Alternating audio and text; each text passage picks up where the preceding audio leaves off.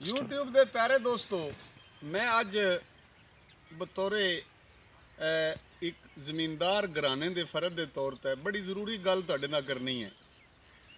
ਸਾਡਾ ਜਿਹੜੇ ਅਸੀਂ ਪੰਜਾਬੀ ਆ ਦਿਹਾਤਾਂ 'ਚ ਰਹਿੰਦੇ ਆ, ਸਾਡੇ ਕੋਲ ਇੱਕ ਨਿਉਂਦਰੇ ਵਾਲੀ ਰਸਮ ਚੱਲਦੀ ਆ ਰਹੀ ਹੈ। ਨਿੱਕੇ ਹੁੰਦੇ ਸਾਂ ਉਸ ਵੇਲੇ ਦੀ।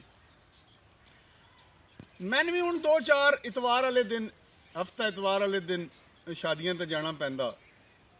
ਯਕੀਨ ਮੰਨੋ ਬਈ ਸਵੇਰਾ ਉੱਠ ਕੇ ਜੇਬ ਤੱਕੀ ਦੀ ਸ਼ੈ ਹੁੰਦੀ ਕੋਈ ਨਹੀਂ, ਤੇ ਟੈਨਸ਼ਨ ਇਹ ਹੁੰਦੀ ਹੈ ਵੀ ਉੱਥੇ ਗਿਆ ਅੱਗੋਂ ਕੀ ਬਣੇਗਾ।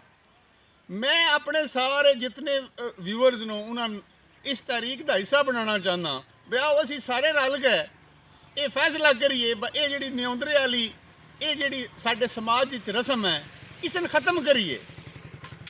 ਅਸੀਂ ਆਪਣੇ ਪਿਆਰੇ ਨਬੀ ਜਿਨ੍ਹਾਂ ਨੇ ਸਾਨੂੰ ਵਲੀਮੇ ਕਰਨ ਦੀ इजाज़त दी, उन्हें खुद करके सानू दसिया भी शादी दे वलीमा दोस्तों का करो इस तरह। असी सिर्फ वलीमे तिकन रवीए।